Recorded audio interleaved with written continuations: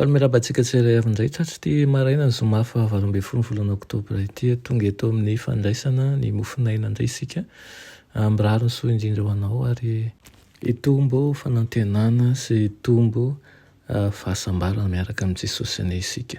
Alohan'ny hidirantsika ny amin'ny mofinaina ny dia vavaka isika. Ianay tsara indrindran-danitra tolotrainao ny dera ny laza ny asa sy ny voninahitra. Misaotra anao izay fa mbola nomena tombontsoa lehibe indray dia ahafahanay miantso anao amin'ity maraina ity irianay tokoa ny mba hitombonay amin'ny finoana ka hatsapahanay mandrakariva fa eo anilanay mandrakariva ianao aminaran'i Jesosy. Amen. Lohateny mofinainantsika androany dia manao hoe manaja ny fitsipika. Nalaina misalamo fa 7:7 manao hoe indray ny fitiavako ny lalànao fisaintsainako mandrakariva izany. Amen.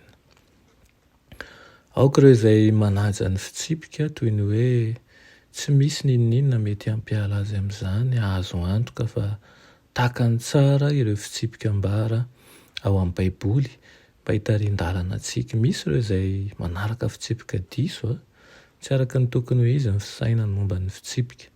Ny fitandremana ampahatokiana ny didy 4 voalohany sy ny didy 9 farany no atao hoe manaraka ny fitsipika marina.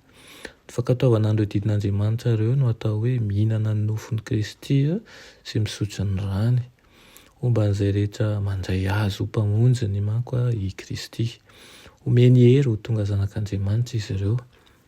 Ny zanak'Andriamanitra no lazaina hoe teny ilay eo amin'ny Jaona 1:14 ilay komandy tany an-danitra rehefa tonga teto amin'izao tontolo izao hanambara ny zava-panahy amin'ny olombelona lavo. Izy no lalana sy fahamarinana ary fiainana ary rehefa tonga nofo izy dia nanjary sady Andriamanitra no olombelona ary izany no mahatonga azy ho afaka manavitra tanteraka ny taranak'olombelona sy mamerina azy ireo amin'ny tombontsoan'ilay fiainana ambony kokoa. Tahaka ny olombelona no nanombohan'ny fiainany teto tany teraka toy ny zazakely izay tsy afa manoatra izy. Nanana fiainana tahaka ny olombelona rehetra izy izay handray ny fanomezan-tsarobidy avy amin'Andriamanitra ho an'izao tontolo izao dia ny zanany rany hanatanteraka ny jafim-panavotana. Zaka ny sazony ota Kristy niara-ny fitsaran'Andriamanitra mba tsy ho very ny olombelona. Ny tenany no nampiara ny didim-pitsarana tokony ho an'ny mpanota. Ny tenany nampiarana andreny kapoka ireny izay tokony ho ampiarina amiko sy ho aminao ary izany no atao hoe siansa ny famonjena izay azo alalinina tsara sady mahasoa ny fiezahana takatra an'izany. Ho tsaraina araka ny fandavany ny fahazavana ireo izay manohy mandinika ny lalàna. Mifidy andany amin'ny mpanjaka ny fahamazinana kosa izy ireo ka manjary tanany ankavanana. Manda ilay fahazavana izay mahagaga avy any an-danitra izy ireo ary na mety hitory fahamarinana azy izy dia miresaka ny amin'ny fanarahana fitsipika dia tsipahiny ny fitsipika ny lanitra feno fahamendrehany ary ampianariny anaraka an'izany fitsipika diso izany ny hafa. Raha fitena ny tianambara aminao amin'ity maraina ity dia io fanajana ny fitsipika Andriamanitra io dia profo mivaingana fa aty an'Andriamanitra isika.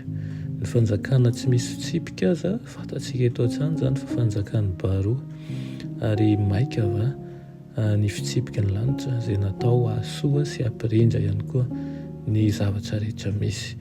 Inoana fa aholon'ny lanitra tokoa isika ka mampatsiahy amin'ity maraina ity dia ireo didim-pitiavana izay nomeny Kristy antsika tonga antsika ho ao ambany fitantanany mandrakariva. Amen.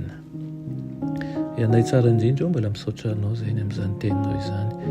Ampio izay tompo hanana fankatoavana avy aminao ka hanana faniriana indrindra ny hanaja ny fitsipika izay omenao anay satria fantatray fa izay rehetra mahasoa no ataonao eo amin'ny fiainanay.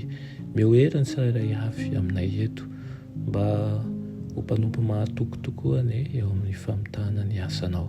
Aminaran'i Jesosy. Amen.